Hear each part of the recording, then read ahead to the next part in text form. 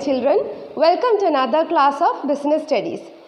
You have studied the first two chapters already, isn't it? The first chapter, business, trade and commerce, and the second chapter, forms of business organization. Today we are going to study the third chapter, that is private, public and global enterprises. You might have seen different organizations in your area, that is different business organizations. That is, there are a single owner business, that is a sole proprietorship. Two or more persons combine together and they do a business called a partnership. A joint Hindu family business, that is, there will be a karta and co-partners. Then a company registered under the Companies Act, that is joint stock company and a cooperative society. You have learned all these things in the second chapter. Also, you have seen other business organizations which is run by the government, that is the railway department, postal department, LIC and so on. And you might have seen different business organizations having branches in more than one country, isn't it? And these organizations are known as global enterprises. So we know that there are different types of business organizations. In this chapter, we are going to study the three different types of organizations, that is private sector enterprises, public sector enterprises and global enterprises. Okay, actually we are studying in detail the public sector enterprises in this chapter. Okay. Now, this is a diagram of the different sectors. We know that Indian economy is a mixed economy. It is a combination of both public sector enterprise and private sector enterprise. In this chapter, we are going to study the three divisions of public sector, their features, merits and demerits. You have already studied this section, that is the private sector enterprises, in the second chapter, that is forms of business organization. You have studied all these things. Okay, so let us move on to the topic. What is private sector enterprises? Private sector enterprises are those firms which are owned, controlled and managed by private businessmen. That is, if an individual or a group of individuals combine and they do a business, it is known as private sector enterprise. Their main motive will be profit making. Here it is given an example, Tata and all. Okay. Now, you have studied all these things. Which are the examples or which are the types of private sector enterprise? Sole proprietorship, Hindu undivided family, partnership business organization, cooperative societies and joint stock companies. These are the different types of private sector enterprises. So, we have already studied it. Now, in this chapter, we are going to study in detail what are public sector enterprises, which are the different types of public sector enterprises, what are their features, merits and demerits. Okay, so what is public sector enterprise? Enterprises owned and managed by central government or state government or by both. That is, you should know that public sector enterprise means it is just like a government enterprise. That is, here the main ownership, management and control will be in the hands of the government. That is, it will be in the hands of central government or state government or both will be there. Okay, so those enterprises which are owned, controlled and managed by the central government or state government or by both is known as public sector enterprise. Okay. Now, what will be the main aim of public sector enterprise? We know that it will be service. No, a government enterprise will be, main motive will be service motive. Example, the railways, income tax department, LIC and postal services and so on are examples of public sector enterprises. Okay. Now, which are the different types or which are the different forms of public sector enterprises? There are mainly three forms or three types of public sector enterprises. First is departmental undertakings, public corporations or statutory corporations and government companies. We are going to study in detail what each of this is. Here we have set the example, that is Post and Telegraph, Reserve Bank of India, Indian telephone industries are the examples of public sector enterprises. Okay. Now the first division, that is departmental undertaking. What is departmental undertaking? Departmental undertaking is a form of public sector enterprise which is established as a department of the ministry. That is, these organizations will be under the control of a ministry, under a department or a ministry. These undertakings are created by the government. Government is created. The ownership, control and management will be under the hands of government. It will be controlled by government officials and it will be under the control of a minister. There will be a minister who takes decisions, who controls the activities and who manages all the activities of this enterprise. Okay, so these are departmental undertaking. Now we can look the example, that is All India Radio. All India Radio is an example. Then Doordarshan, Post and Telegraph, Indian Railways, we already said this example. These are the examples of departmental undertaking. Now let us look the features of departmental undertaking. The first feature is funding. That is, from where does the fund come from to operate the business organization. In departmental undertaking, we know that it is a government company or it is a government type of organization. So the main fund comes from the government treasury. Okay, the government treasury allocates the fund for as a budget for its yearly operations, and the fund comes from the government treasury, and this type of business conduct their business, and the revenue which is got from this business organization is directly paid to the treasury itself. So fund comes from the treasury and the revenue will automatically go to the treasury. Okay, so this is the feature, first feature, that is funding. Now the second feature is audit and control. What is audit? You might have heard of this word, audit.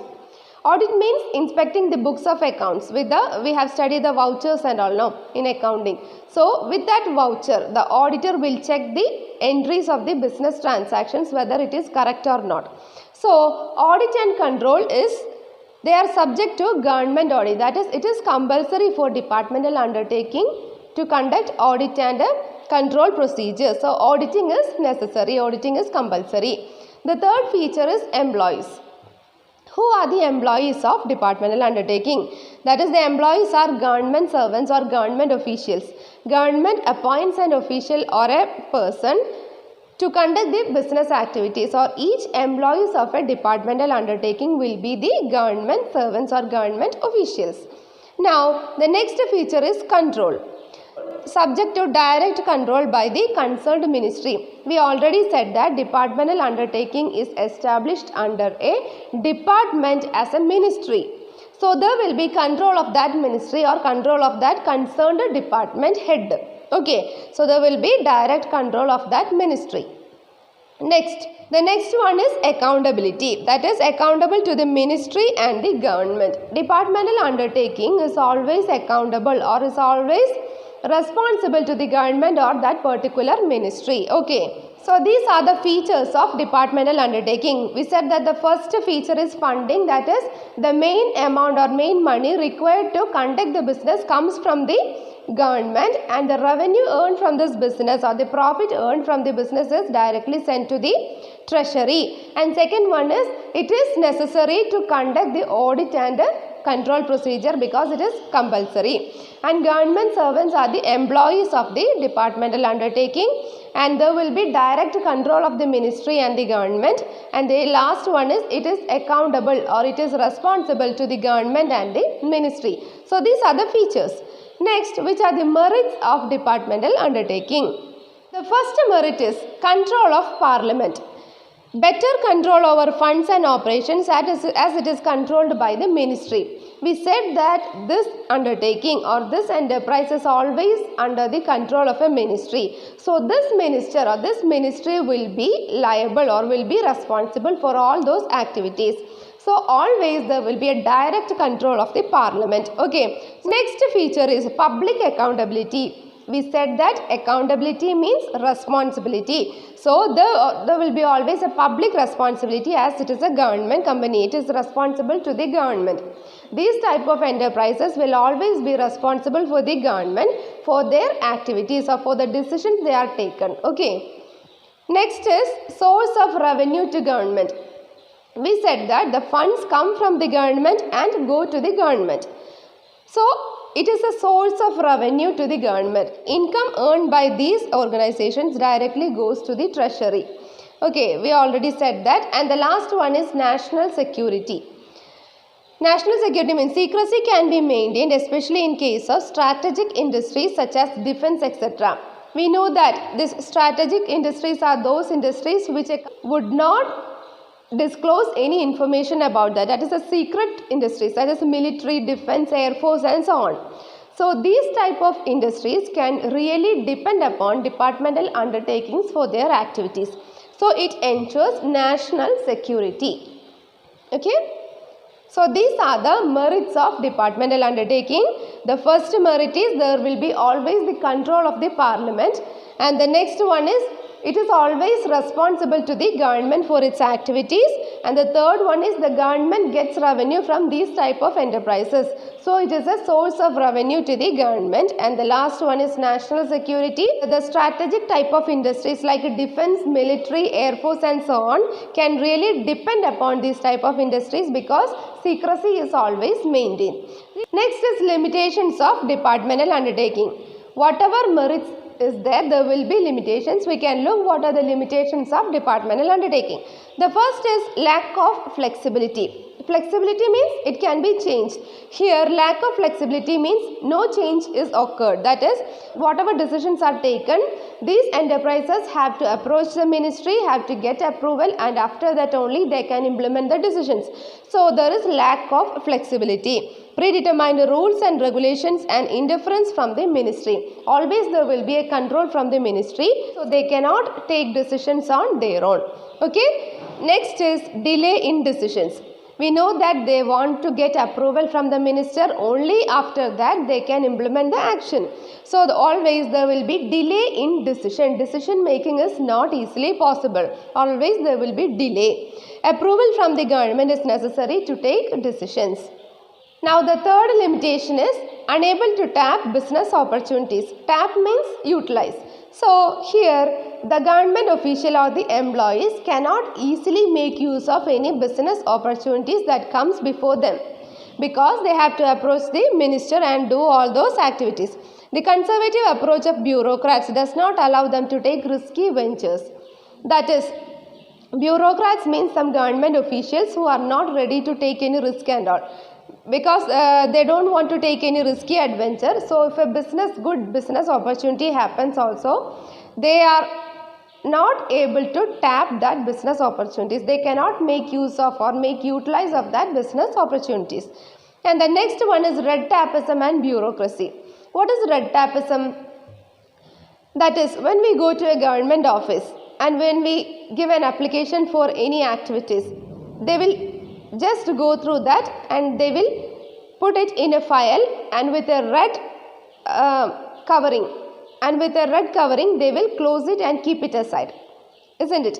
That procedure is known as red tapeism. So red tapeism and bureaucracy is always seen in this departmental undertaking. That is, it will result in the delay in decision making and operations. That is, whenever we approach it, they will make a delay and the decisions are not taken in the correct time. That procedure is known as red tapeism. So departmental undertakings' main limitation is red tapeism and bureaucracy. That is, this is the procedure. That is, they will keep it in a file and they will keep aside. That is, and they will say that okay, we will consider it, but there will be always delay in decision making. That is red tapeism. So the next one is political interference. We know that it is under the control of a ministry, so always there will be political interference in the activities. These enterprises are subject to political interference through the ministry. Okay, next limitation is consumer needs. In departmental undertakings, consumer needs are ignored. Okay, consumer needs are not considered well, only for the service of the society.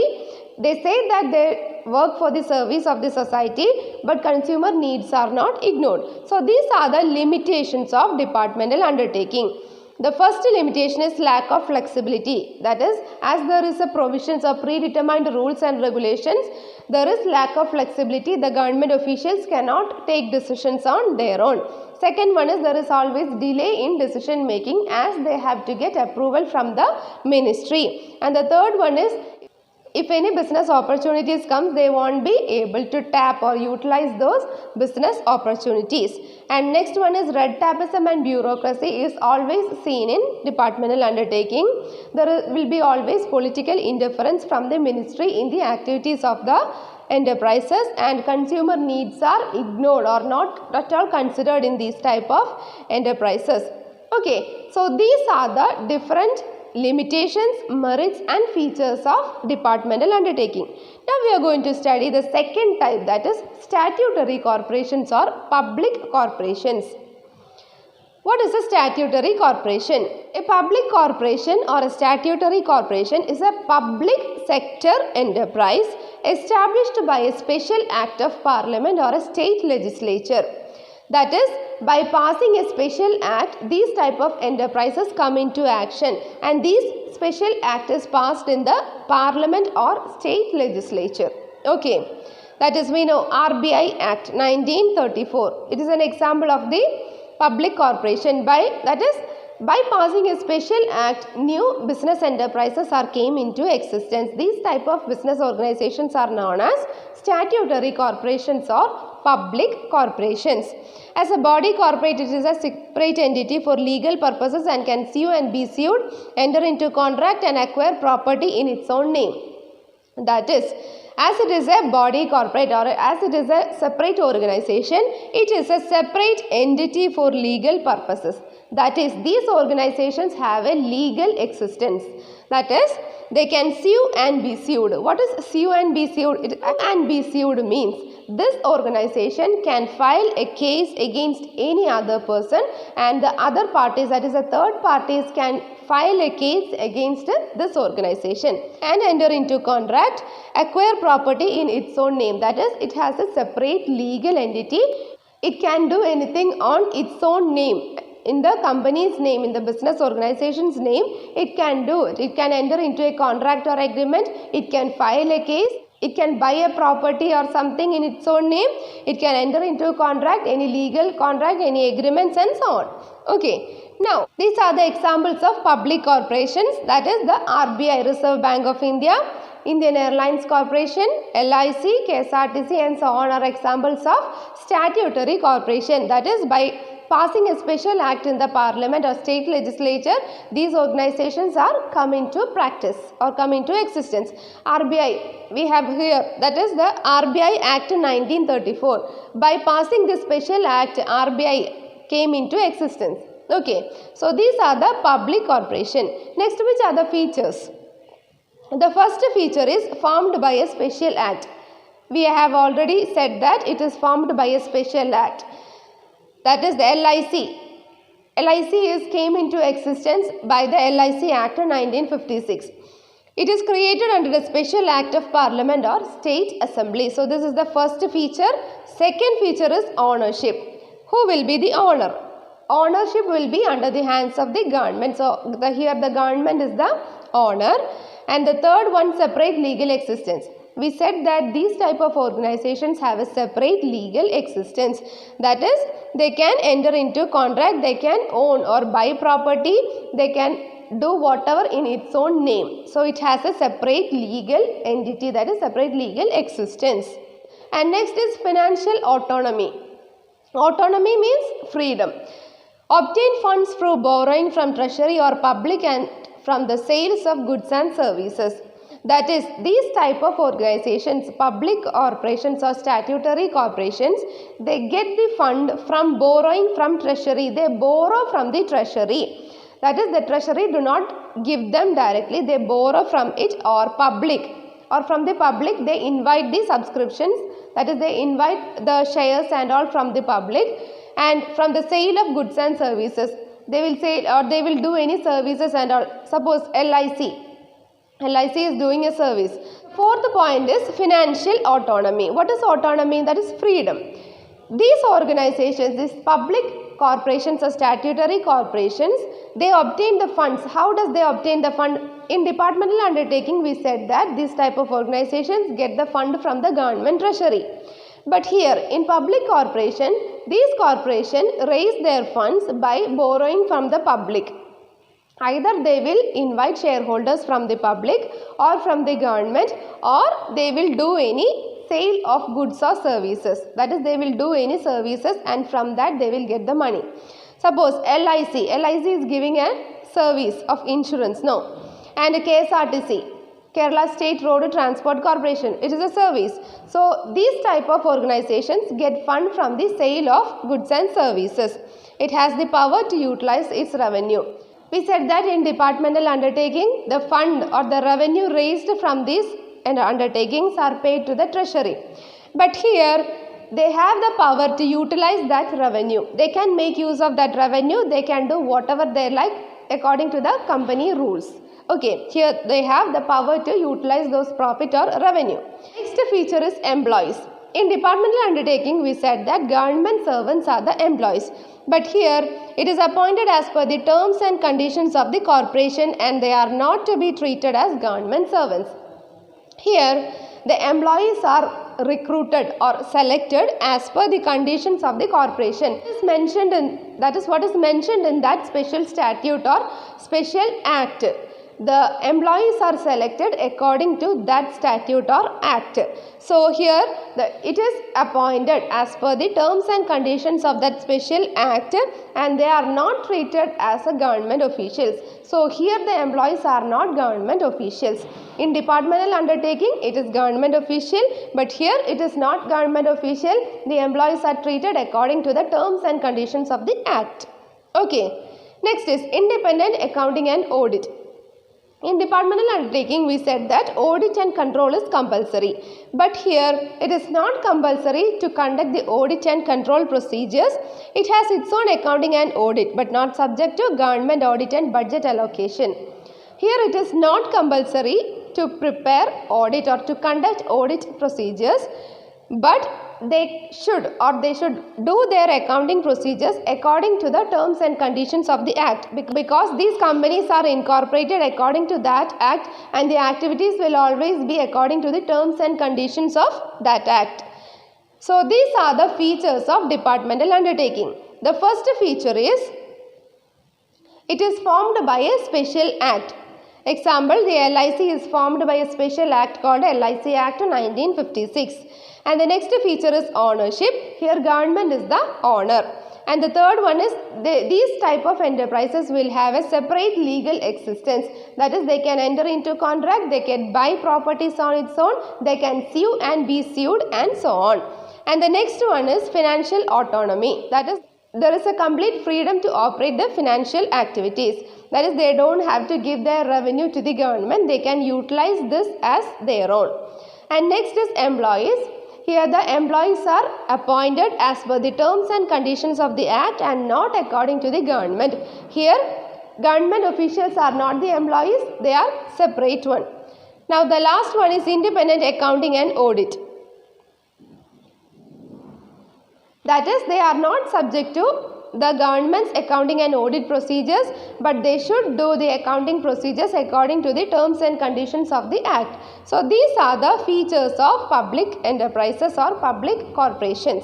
Next we are going to study the merits of public corporation. Which are the merits?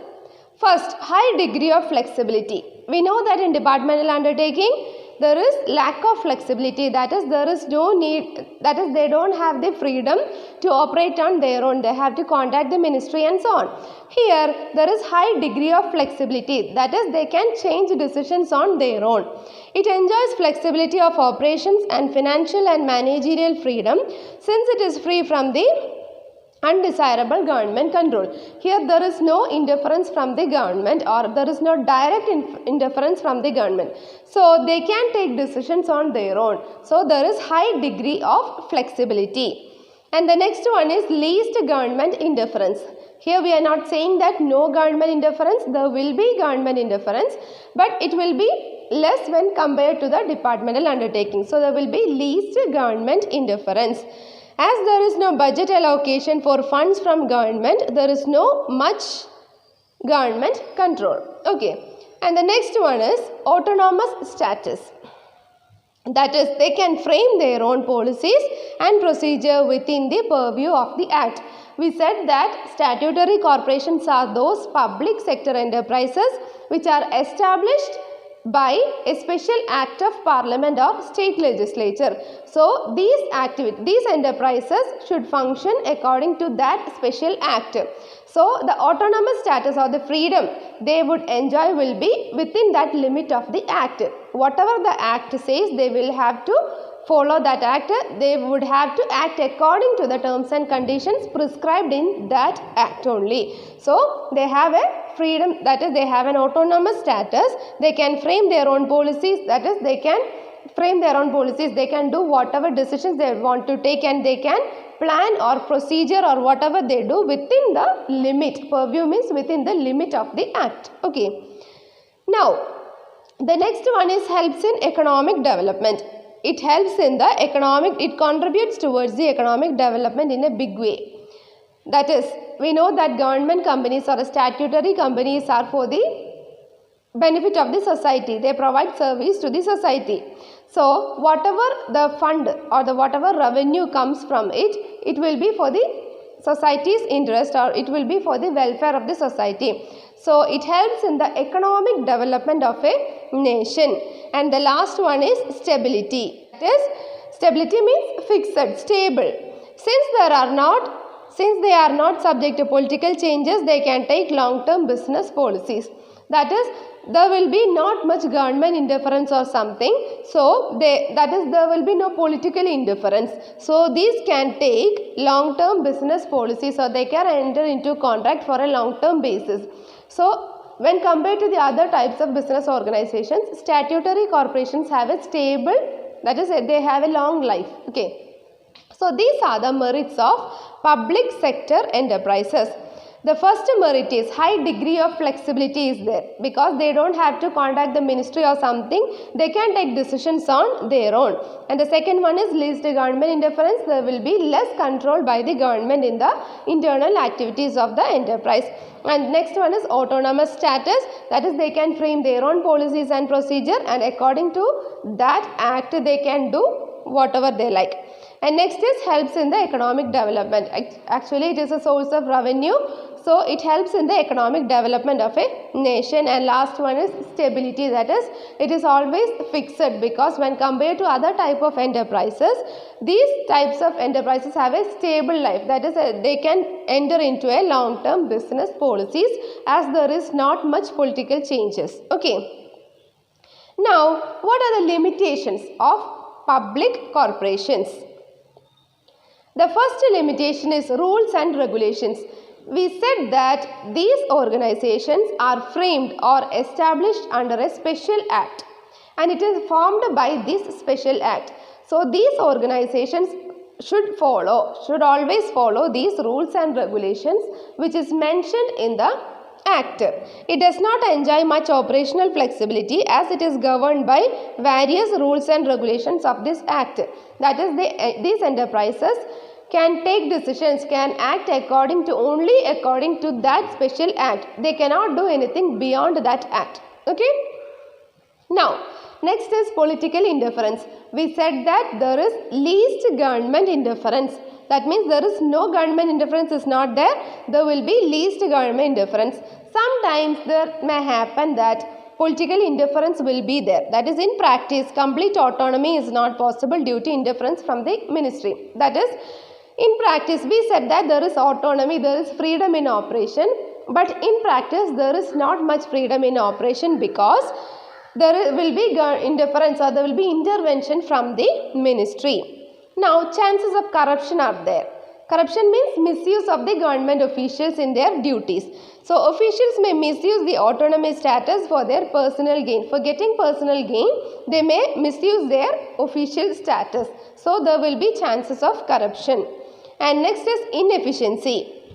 That is, we know that a private sector enterprise will have many competitors. That is, there will be many business organizations who do similar kind of activities or similar kind of business. But in a public sector, that is in a public corporations, there will be no competitors, or there will be less competitors. So absence of competition and profit motive leads to the inefficiency of operation. So here delay in operations can happen. We said that red tapeism and all. So delay in operations can happen. So public corporations can be sometimes inefficient. Now delay in action, we already said, that is in the director board there will be a government member. We said that the shares are invited from the public or from the government or by the sale of goods and services.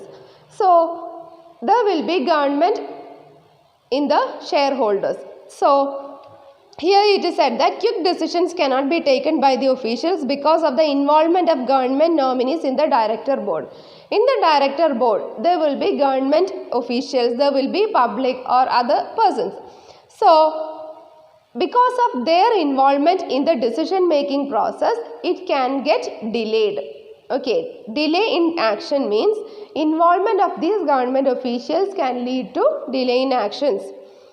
So these are the limitations of public corporation. The first limitation is rules and regulations. That is, these type of enterprises can act only according to the rules of the act. And next is political interference. Freedom is not practicable. There will be interference from the political party.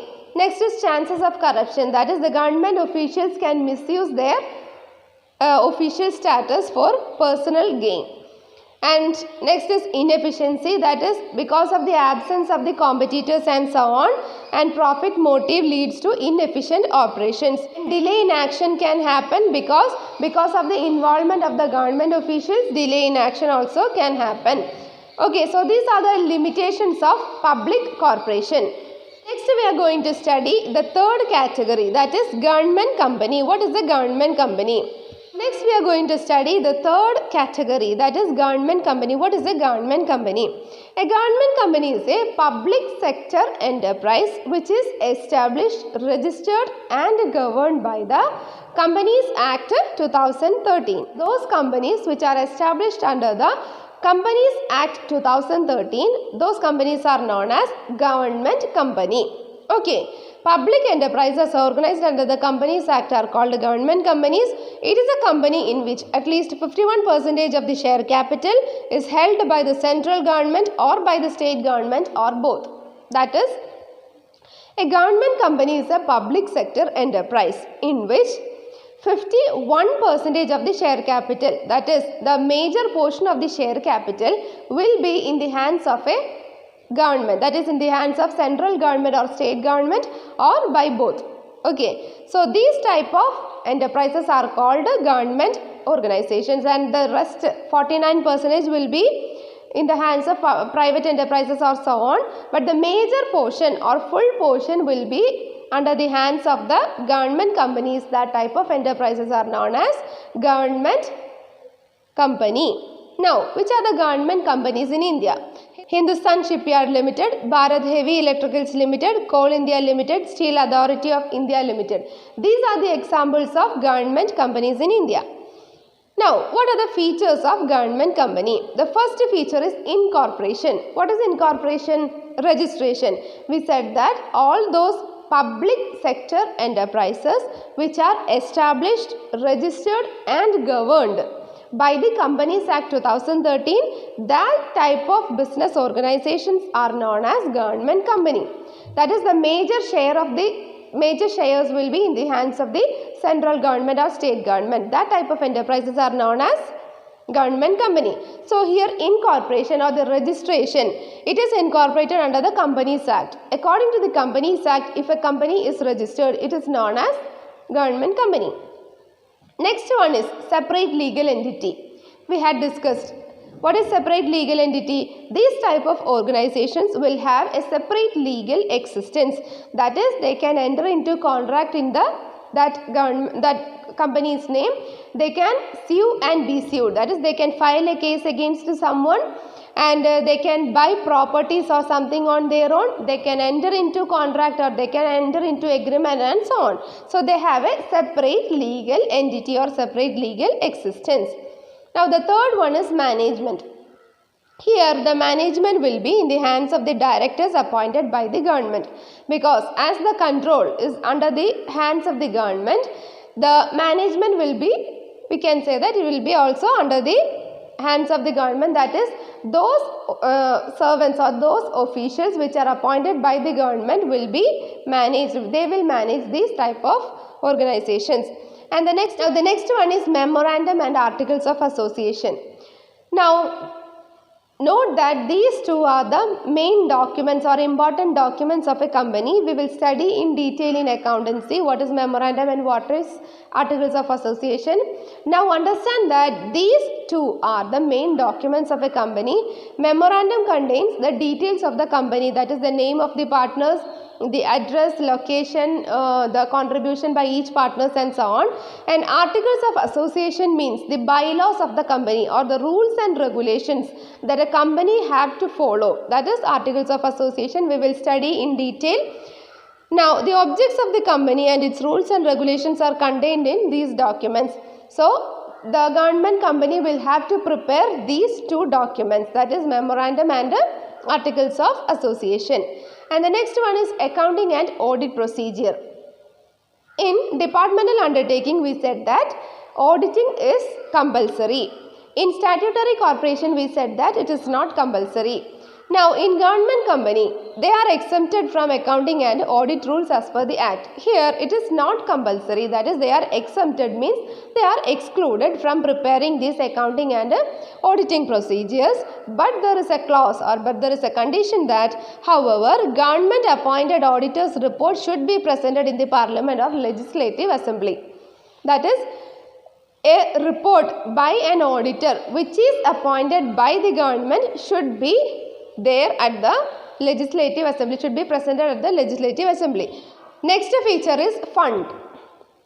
We know that in a departmental undertaking, the main fund or funding is occurred from the government treasury. In statutory corporation, they raise fund by inviting shares from the public or by the government or by the sale of some goods or services. In government company, the fund or investment in government companies is raised by the government shareholders and from private shareholders. That is, we said that 51% of the shares will be from the government. That is, will be from the central or state government or both. The rest 49, they will be private shareholders. There may be private shareholders. It is not compulsory. Anyway, the 51% or the major part will be in the hands of government company. So here the funding, it will be 49% private enterprises and the rest 59 will be by the government. So these are the features of government company. The first feature is incorporation. A government company is registered under the Companies Act 2013, and the next one is separate legal existence. This type of companies will have a separate legal entity and the management will be under the hands of the directors, which is appointed by the government, and a memorandum and articles of association should be prepared by this type of enterprises, and they are exempted from accounting procedures. They have to prepare a report which is appointed by a government auditor and they have to present it to the parliament or state legislature. And the next one is fund. Funds are raised by both from the private businessmen or private enterprises and government enterprise. Which are the merits of government company? The first merit is easy formation by registration. We know that any company, that is in which major portion of the share capital is there and it is registered under the Companies Act 2013, that type of companies is known as government company. So it is very easy to form by registration. No need of any special act or parliament, just like statutory corporation, no need of passing any special act.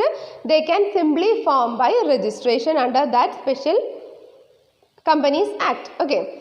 Now, next is separate legal entity. We said in the feature, it has a separate legal existence. And next one is quick decisions.